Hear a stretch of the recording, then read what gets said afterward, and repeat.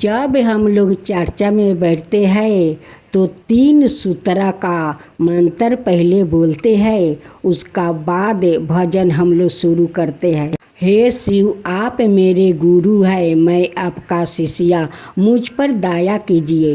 हे शिव, आप मेरे गुरु हैं, मैं आपका शिष्या हूँ, मुझ पर दया कीजिए। हे शिव, आप मेरे गुरु हैं, मैं आपका शिष्या हूँ, मुझ पर दया कीजिए।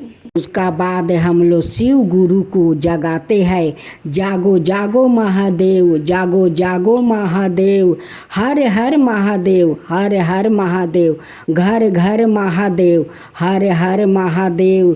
शिव गुरु की जय हो, लीलम दीदी की जय हो, हरिंदर भैया की जय हो, सभी देवी देवताओं की जय हो, गौ माता की जय हो, इस जगहिया की जय हो, गंगा मैया की जय हो।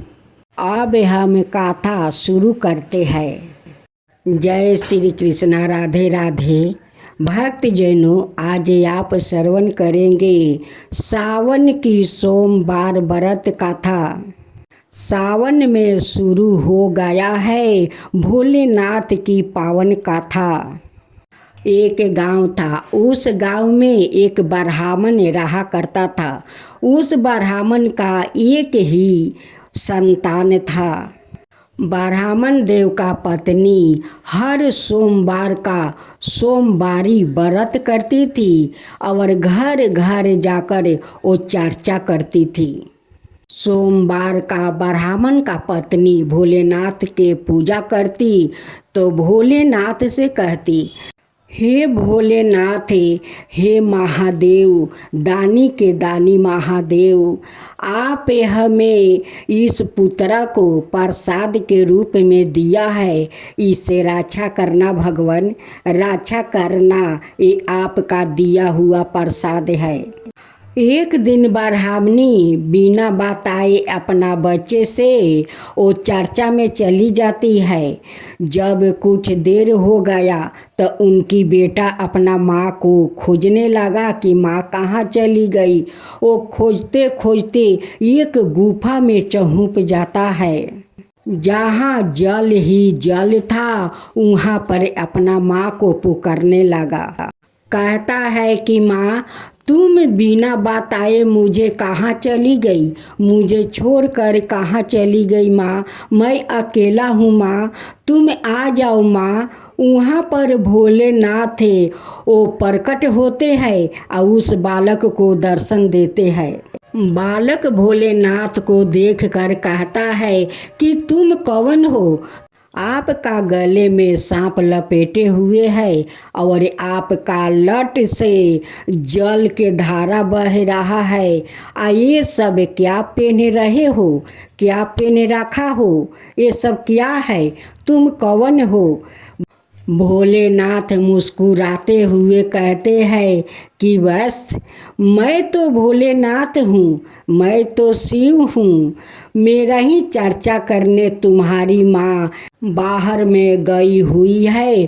तुम चिंता मत करो, जब हमारा पूजा समाप्त हो जाएगा तो तुम्हारा माँ तुम्हारा पास आ जाएगी। भोलेनाथ उस गुफे का जल का पत्थर बना देते हैं और उस बालक को बचा लेते हैं। बालक वो डूबने से बच जाता है। भोलेनाथ कहते हैं कि बेटा तुम अपना घर लौट जाओ, तुम्हारा माँ घर आ गई होगी।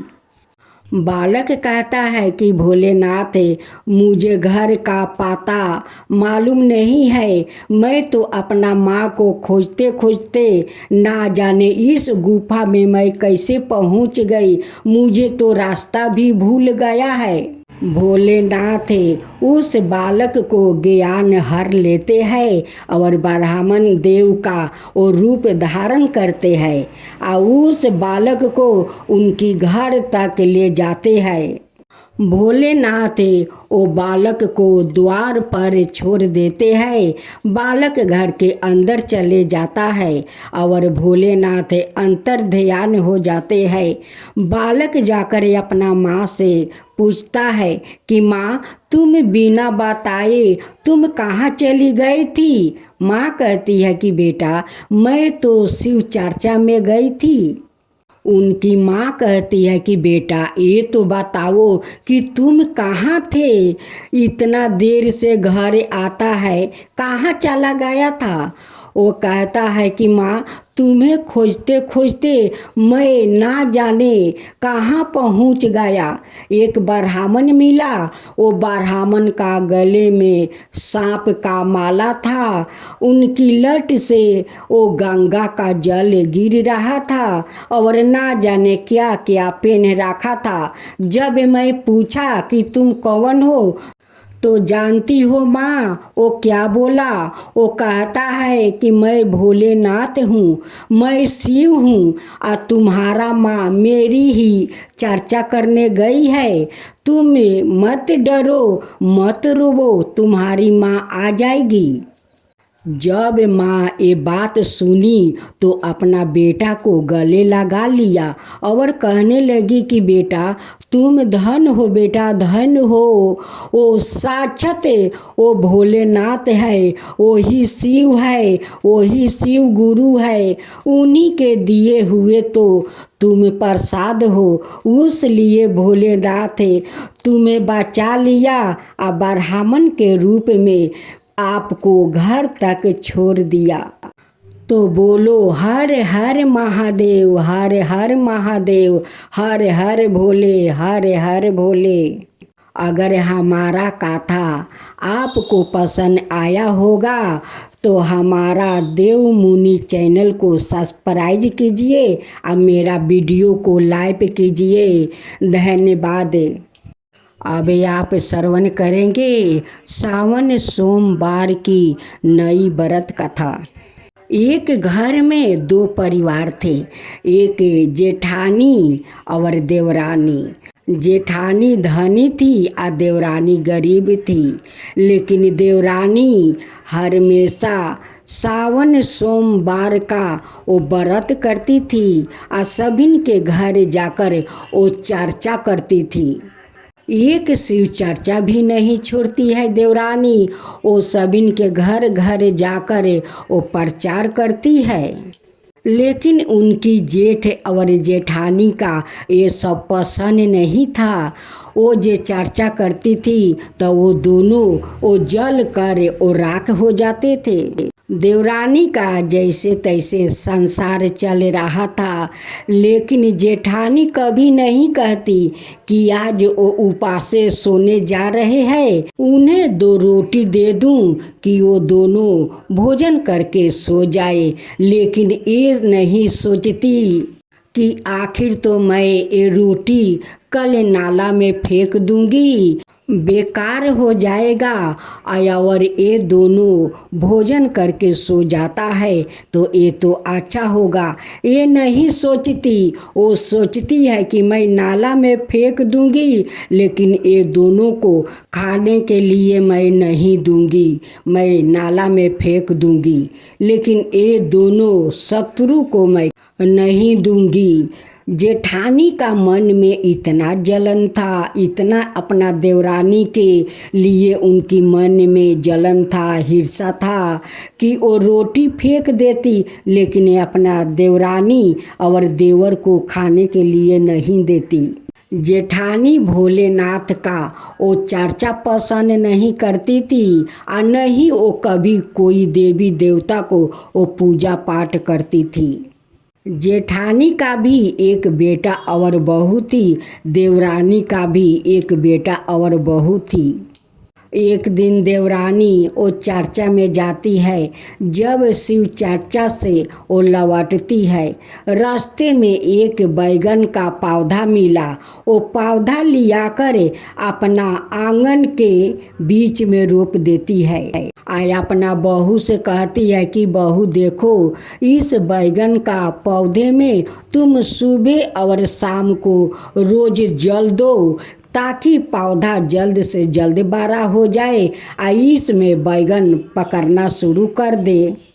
जेठ जी और जेठानी वो पहले से वो बैगन गाड़ रखा था। उस पौधे में बैगन तो होता, लेकिन एक भी बैगन अच्छा नहीं निकलता। जब वो काटती तभी उसमें से एक कीड़ा निकलता। देवरानी का बैगन का पौधा बहुत तेज से बढ़ने लगा। वो बहुत बड़ा हो गया। उसमें बहुत सारा बैगन वो पकड़ने लगा। अब देवरानी अपना पति के साथ वो बैगन के खेत में जाते हैं, बैगन तोड़ते हैं और दोनों टोकरी में भर कर वो बाजार लेकर जाते हैं, वो बेचते हैं। उससे उनकी संसार बहुत अच्छा चलने लगा। वो लोग अच्छे खाने पीने लगा। ये सब देख कर जेठ जेठानी वो कहने लगा कि हम लोग का पौधा में बैगन तो पकड़ता है, लेकिन उसमें कीड़ा निकल जाता है। आइए देखो, दोनों टोकरी टोकरी भर भर कर वो बाजार में बेचता है। देखो कितना अच्छे अच्छे कपड़ा पहनते हैं, कितना अच्छे अच्छे भोजन करते हैं। एक दिन जेठानी अपना बहू को सिखाती है कि जब वो चर्चा में चली जाएगी तो तुम जाकर उस बैगन के पौधे में नमक का पैकेट ले जाकर और उस पौधे के गोरा में डाल देना, ताकि उनकी बैगन का पौधा मर जाए। जेठानी का बहू गर्भवती थी। वो कुछ महीने में अपना संतान को जन्म देने वाली थी। वो अपना सासू माँ के कहे अनुसार उनकी बैगन के पौधे में एक पैकेट लवण ले जाती है और उस पौधा में डाल देती है। लोग कहते हैं कि मनुष्य तो अंधे होते हैं, लेकिन भगवान कभी अंधा नहीं होते हैं। वो सब कुछ देखते हैं। लोग क्या करता है नहीं करता है, वो सब कुछ देखते हैं। उस दिन देवरानी शिव चर्चा में बैठकर शिव गुरु का वो कथा सुना रही थी। उस नमक से देवरानी का पौधा तो और तेज से बढ़ने लगा, बड़े तेज से बैगन पकड़ने लगा। लेकिन उनकी सारे बैगन का पौधा भी मर गया और उनकी बहू का पेटे में संतान भी मर गया। क्योंकि जो लोग बुरा करता है भगवान उसे बुरे दिखाते हैं। इसलिए कभी किसी को बुरा नहीं सोचना चाहिए, उसको अच्छा सोचना चाहिए, उसके साथ हाथ बटाना चाहिए, उनकी दुख में शामिल होना चाहिए, लेकिन कभी उनसे हिंसा नहीं करना चाहिए। इधर छोटी देवरानी का बहू भी गर्भवती थी। जब 9 महीना पूरा हो गया तो देवरानी का बहू खूब सुंदर एक बेटा को जन्म देती है। आज जेठानी तो उनकी बहू और जेठानी दोनों माथा पीट पीट कर रोने लगी कि ये क्या हो गया, मेरे बहू के साथ क्या हो गया, मेरा बहू का पेट के अंदर ही बच्चा मर गया, मेरे सारे बैगन का पौधा भी मर गया, ये सब क्या हो गया।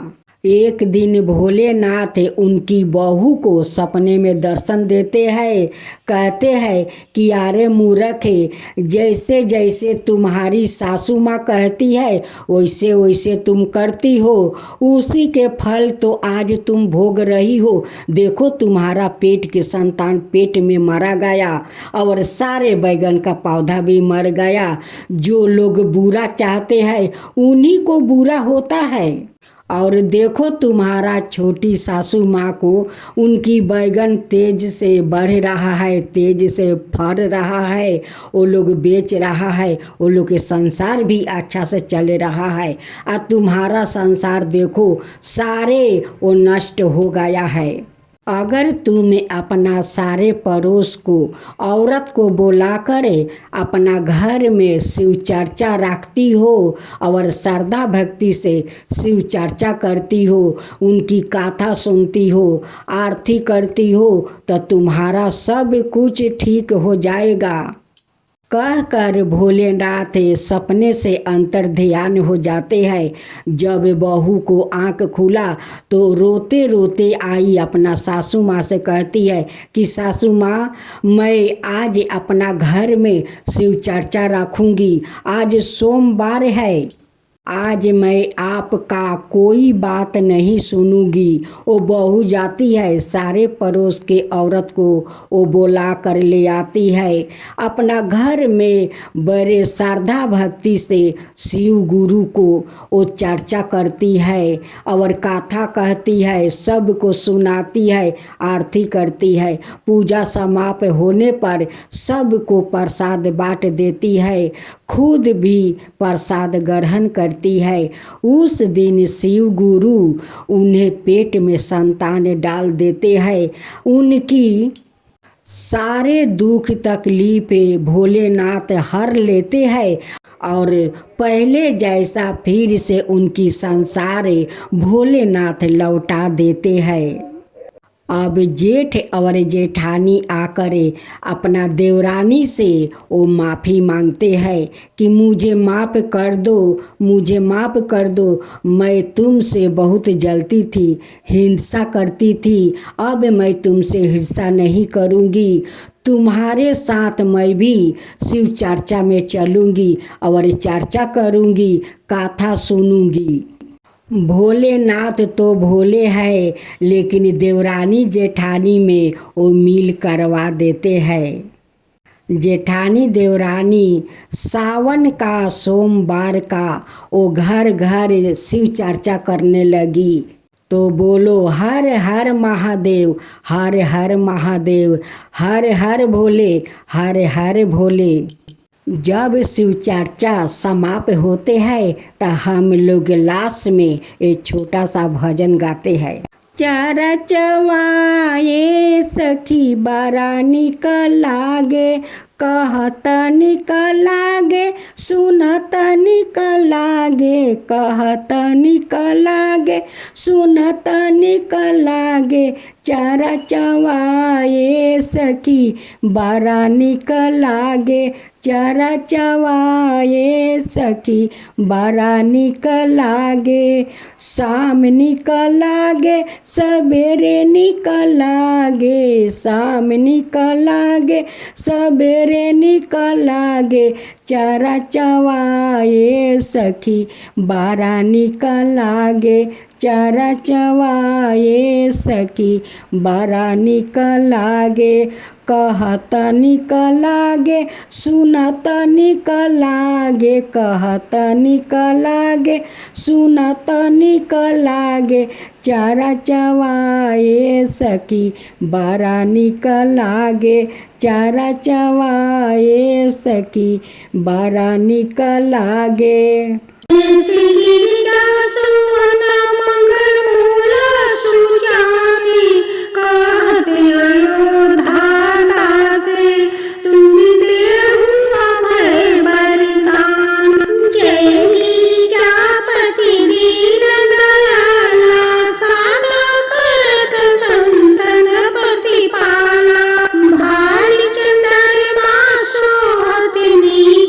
कानन कुंडल नाग फरी